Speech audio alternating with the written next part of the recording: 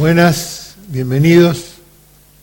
Esa es la idea, estar juntos, poder hablar de cosas que trasciendan un poco toda esta tormenta de noticias que hay todos los días, que nos levantamos y nos amargamos, y profundizar un poco algunos temas. Podríamos hablar en términos de geopolítica, como hemos hablado otras veces con grandes compañeros, como Walter Formento, como José Luis Di Lorenzo, como Walter Moore, como el filósofo Alejandro Romero. Y podríamos decir que en todo el mundo hay una gran preponderancia de los medios de comunicación locales, pero puestos por los sectores que avanzan sobre las soberanías nacionales e intentan colonizar a los países. Las grandes agencias, Associated Press, France Press, Reuters, ANSA, United Press, todos los que intentan conducir y controlar las noticias del mundo. Y también podríamos hablar de todas las familias mafiosas que han sembrado a lo largo de Latinoamérica en el modelo de Berlusconi, aunque Berlusconi es posterior, como los Azcárraga en México, los Cisneros en Venezuela, los Mariño y todos los dueños de Bandeirantes y O Globo en Brasil, que ahora piden disculpas por haber atacado a Lula y Dilma, en fin, todos los Edwards que fueron cómplices del derrocamiento de Salvador Allende en Chile, los Romay Salvo de Uruguay, bueno, los Guarmestre en Argentina. Pero prefiero que esta vez hablemos de la comunicación en términos más sencillos, porque también son importantes, no solo, digamos, el diseño de dominación, sino también que hablemos de la gente, de qué es lo que la gente ve, por qué lo ve, qué quisiera ver, cuál es el mundo que a la gente verdaderamente le importa. Yo a veces le hacía, cuando daba una charla, a la gente le decía, ¿para usted qué es la noticia más importante del día? ¿Que se devaluó el dólar o el peso o que su novio la dejó? Entonces claramente la gente decía, no, que mi novio me dejó. Bueno, entonces hay un mundo más allá o más acá de lo que sucede en el poder de las naciones, del imperialismo, del capitalismo, del colonialismo, que es la vida de las personas. De eso vamos a hablar hoy de alguna manera con un gran autor que hizo en el 2015 y 2016 una obra muy importante en televisión, que fue La Leona, protagonizada no solo por Echarri y por Nancy Duplá, dos grandes actores, sino por una cantidad enorme de grandes actores como Pepe Soriano, como Miguel Ángel Solá, en fin, un lujo, la querida compañera Esther Goris, en fin, Gil Navarro, un enorme Guarana, un enorme también el muchacho Lito Cruz, un gran actor de teatro y de cine que protagonizó El Tigre de los Llanos en la película de Sarkis, una obra extraordinaria. Bueno, tenemos hoy a Pablo Lago, el guionista, junto con Susana Cardoso, de La Leona, esa apasionante telenovela que muchos de nosotros vimos y seguimos. Gracias, Martín. Un gusto que estés con nosotros, Pablo. No, gracias a vos. Yo recuerdo algunas películas sobre la alianza de clases que hizo Hugo del Carril en la década del 50. Pienso también en las obras que hizo la Revolución Rusa bolchevique, generando prototipos, digamos, para la sociedad. Y también, a pesar de que algunos compañeros quedaron entusiasmados con eso, como Sampaoli, el gran director técnico rosarino, también hubo otras como El Puntero, que en realidad, aunque a él le gustó mucho, pateaba para otro lado, digamos, según las intenciones de quienes lo habían producido económicamente. Pero lo que me interesa más de La Leona, además de su perfil social, es esa aproximación a la comunicación de masas de una forma de mirar la sociedad.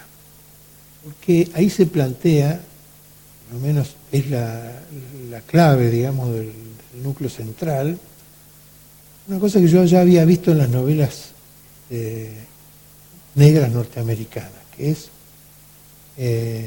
la crueldad de la clase dominante, de los ricos, digamos, y la lucha por alcanzar un lugar de los desarrapados, digamos, o de los sectores más vulnerables. También tiene que ver con la ideología de los autores que prohibió el macartismo en Estados Unidos, que se refugiaron en la novela negra con seudónimos y demás para poder hacer películas o para poder hacer cine negro o novela negra. En este caso, en Argentina no tiene ese periplo, pero bueno, también con la revolución militar de Castelo Branco en Brasil, muchos guionistas del Partido Comunista se volcaron a hacer guiones de telenovelas y así hicieron esas famosas telenovelas con grandes masas que tuvieron un éxito extraordinario, que todo lo demás se organizaba fuera del horario de la novela porque separaba el país, ¿no? Chica da Silva, ¿no? Grandes eventos. Sin embargo, en un ambiente favorable, pero menos claro, La Leona, sin embargo, es un producto de su época, ¿no? Sí, tuvimos la suerte... Qué bueno dejar de hablar al invitado. Está muy bien. Tuvimos la suerte y la dicha que Pablo y Nancy, junto al productor Gustavo Marra, y también Martín Sifil, que es otro productor de la novela, nos hayan convocado para escribir La Leona, porque era un cuento que nos venía como anillo al dedo a Susana y a mí, porque venimos de esa extracción fabril de barrios de la provincia de Buenos Aires. Entonces, en algún punto me parece que conocíamos el paño o había cierta sensibilidad afín al cuento que el productor te proponía contar. No es usual, porque te puede convocar o Suar o quien sea de Telefe, y no siempre uno coincide con el cuento que quiere contar. Lo hace tal vez por oficio, pero en este caso, cuando nos propusieron escribir la historia de una obrera textil que se ponía al frente de la lucha de sus compañeros porque los empresarios dueños de la fábrica querían lisa y llanamente vaciarla, nos sentimos como en nuestra salsa,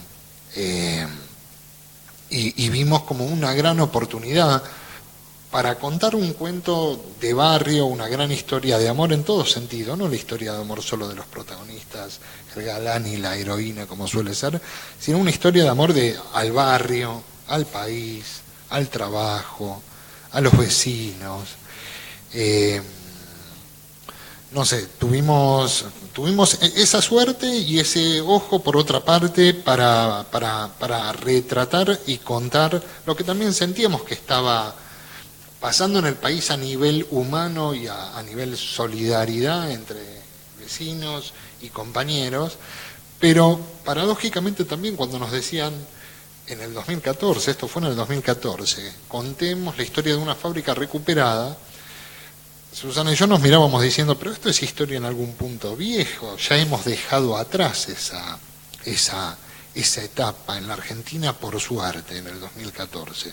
Lo que nadie previó, me parece, ni vio venir, o fue difícil ver venir, es que iba a cambiar, los tiempos iban a cambiar tan abruptamente, e iba a volver el mismo sistema político-económico o económico-político que habíamos tenido años atrás, en los 90, en el 2000, y que había llevado a ese cierre de fábricas, y por ende los trabajadores se tenían que cargar al hombro esa lucha y sostener esas fábricas que los empresarios abandonaban o decidían quebrar.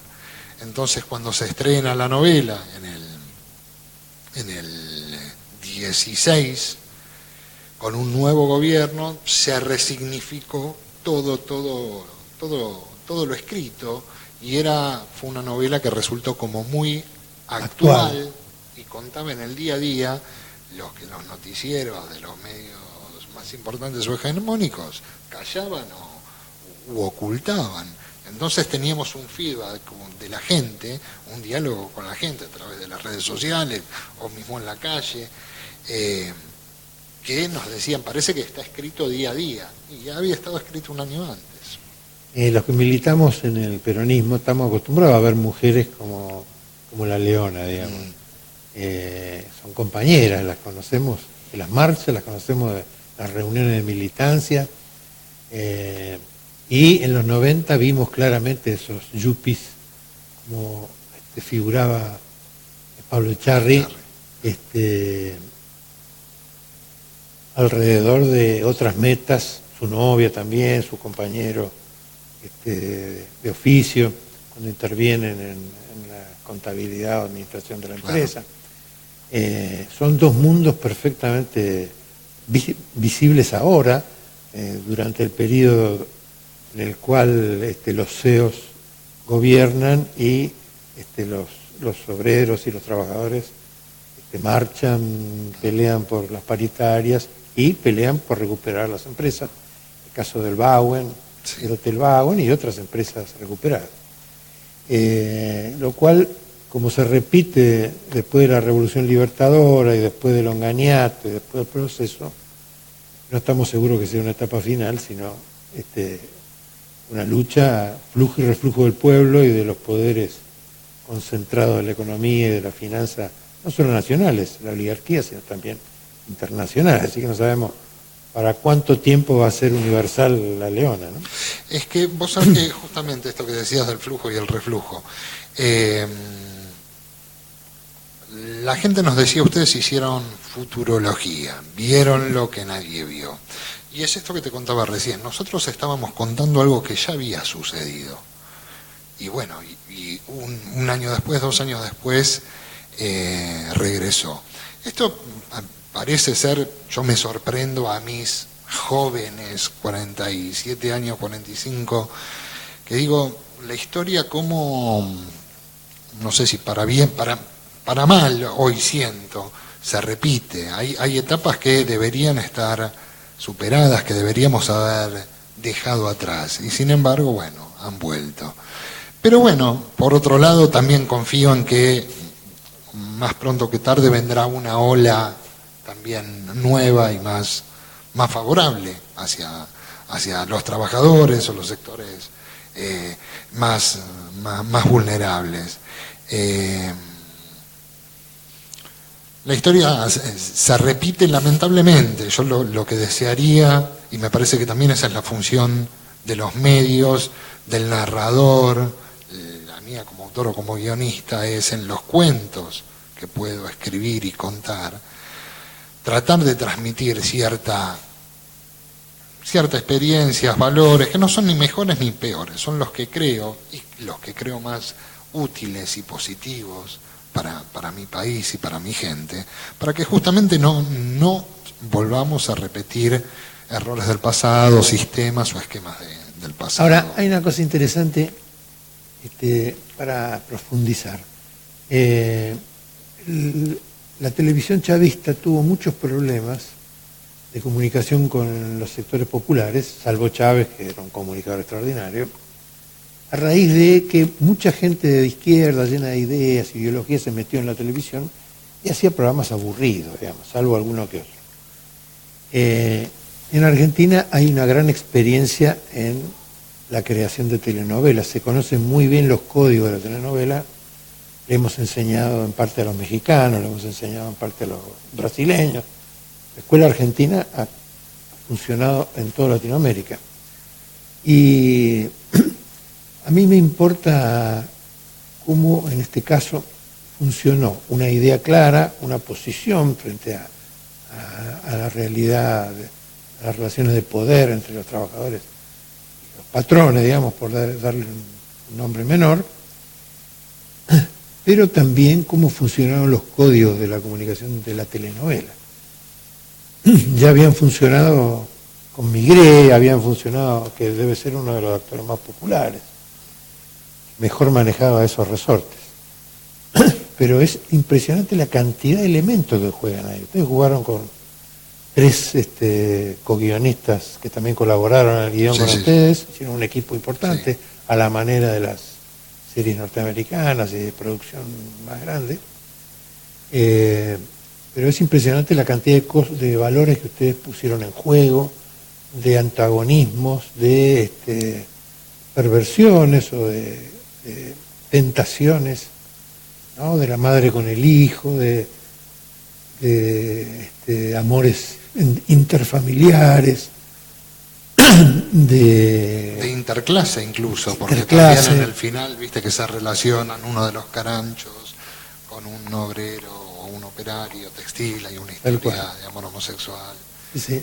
Bueno, además eso, digamos, es un amor en los tiempos, no porque nos hubiera sucedido siempre, exacto, sino porque responde al tiempo del matrimonio igualitario.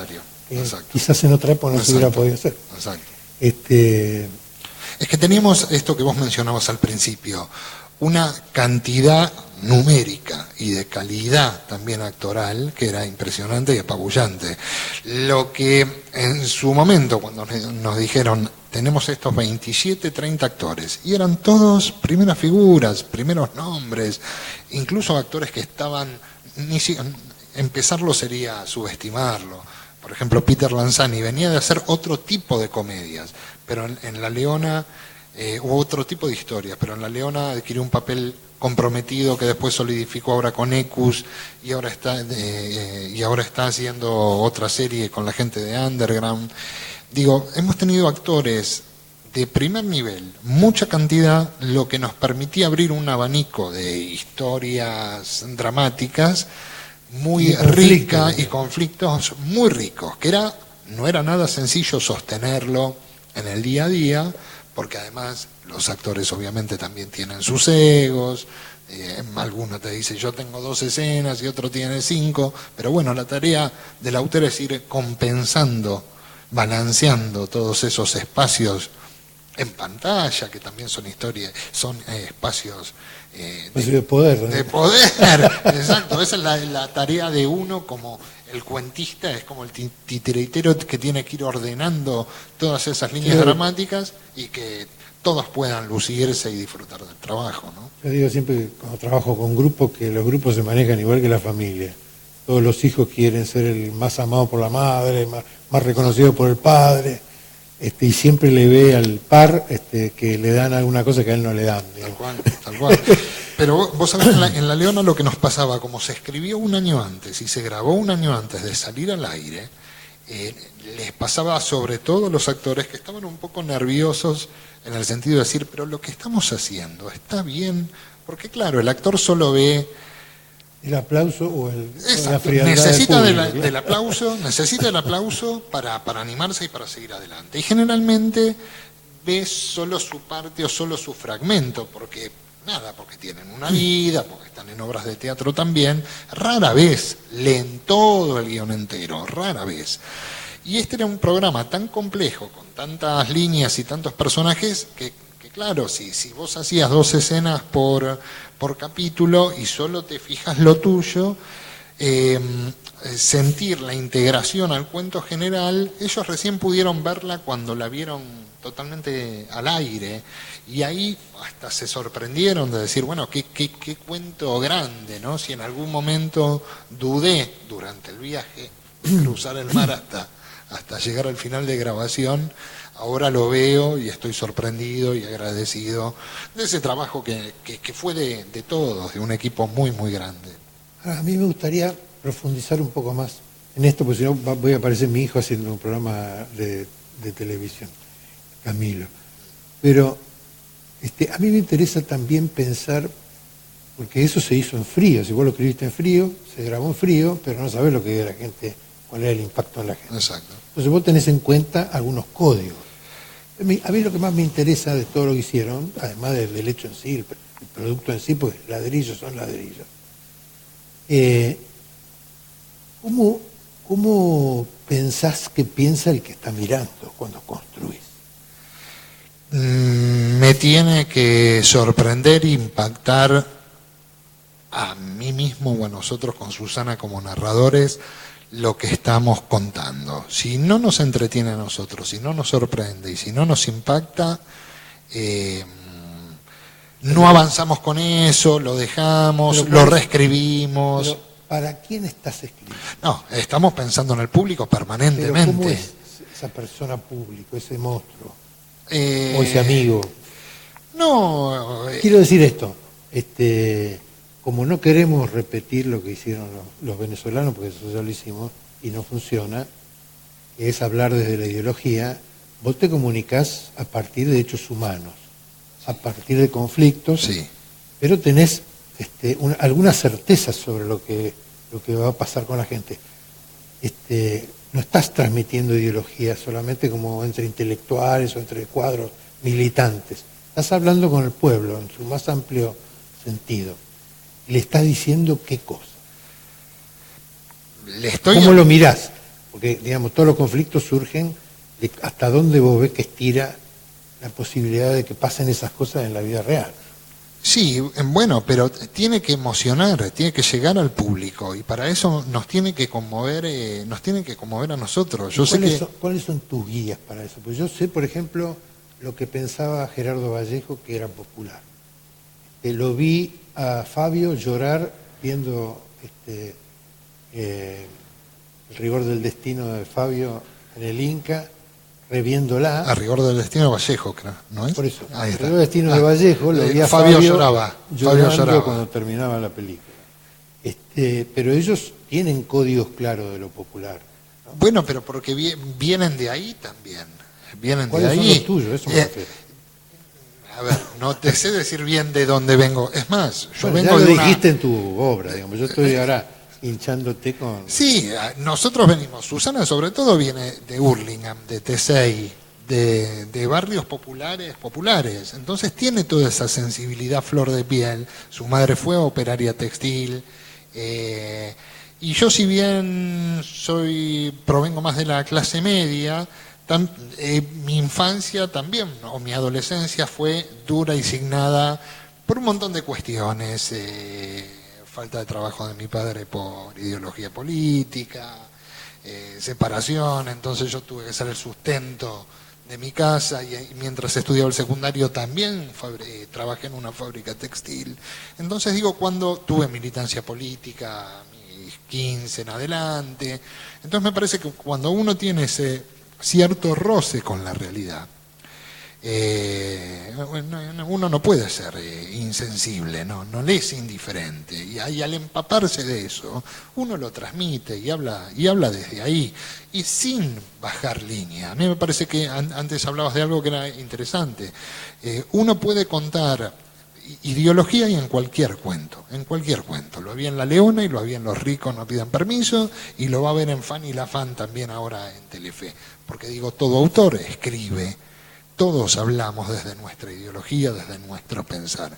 El tema es si eso lo hacemos bajando línea y adoctrinando como un maestro ciruela, que para mí eso se torna aburrido, o simplemente, al menos es el sistema que hemos elegido nosotros contamos un cuento para entretener, para divertir, para emocionar, para conmover al espectador. La ideología se transunta, pasa, se filtra, consciente o inconscientemente. Los ricos pasa. son los malos ahí, claramente. Sí. Y con cierto grado de perversión, de decadencia, ¿no? De decadencia. Bueno, cuando trabajábamos a la familia Miller con Miguel Ángel Solá y Esther Goris, pensábamos mucho en el matrimonio Schocklender, por ejemplo, y la película de los 80, creo que fue, Pasajeros de una pesadilla. Ahí había una cosa... Claro. Había una cosa muy incestuosa, ¿no? Entre esa madre y, bueno, los chicos, y con el personaje de Peter Lanzani. Está bien que en la telenovela uno estereotipa un poco porque, no podemos decir todos los ricos son una porquería. Pero es la misma mirada de la novela negra, digamos. Exacto. Los tipos de la oligarquía, de la aristocracia, son decadentes.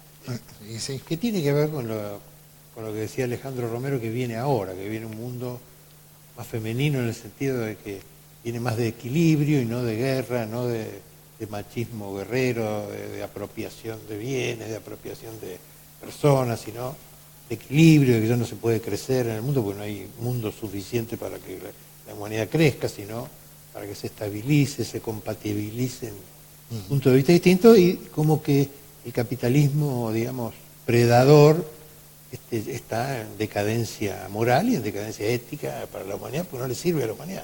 Claro, claro. Bueno, la Leona fue un cuento también feminista, ¿no? Puso a la mujer, su protagonista, María Leone Nancy, que lo encarnó maravillosamente.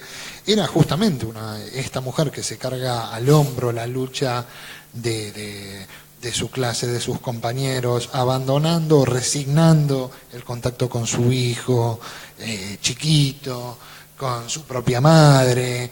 Era una mujer deseante, que iba al frente en todo sentido, en lo político, sindical, en la cama, en lo sexual, encaraba al varón, ¿no? O sea, bueno, los grandes cuentos de esta época también, si uno ve también las series que se están haciendo, la mujer es la que lleva al frente la acción, la que propone y ejecuta el cambio.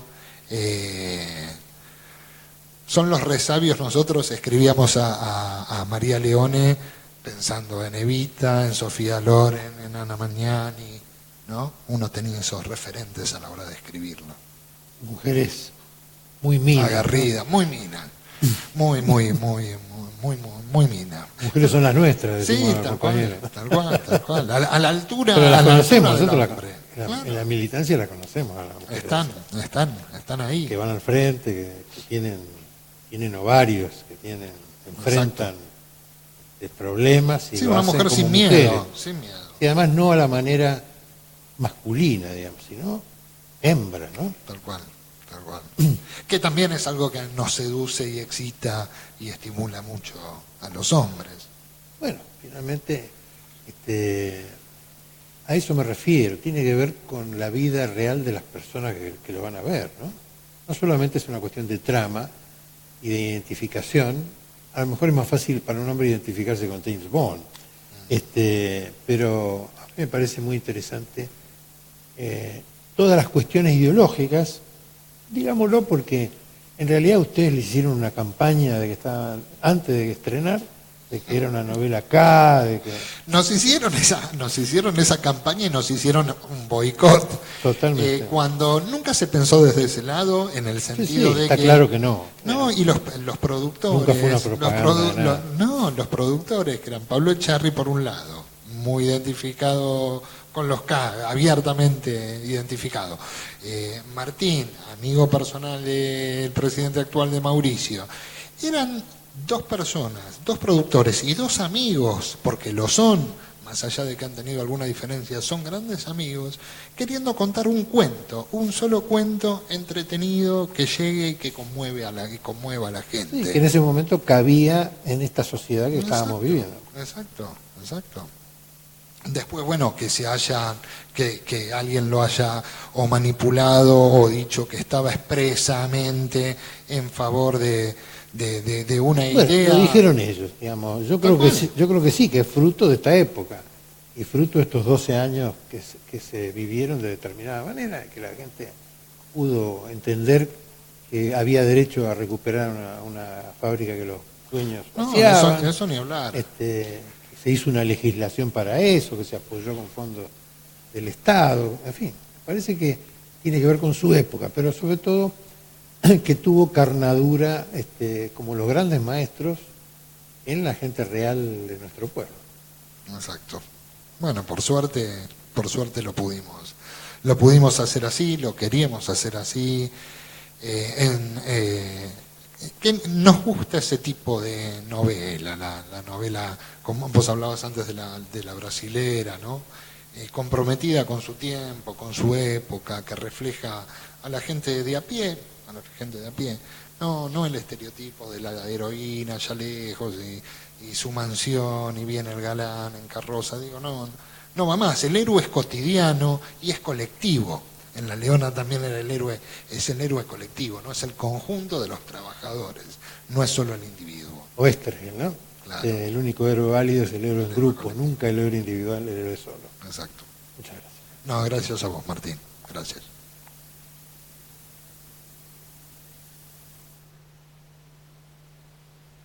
¿Querés saber qué es el Inca?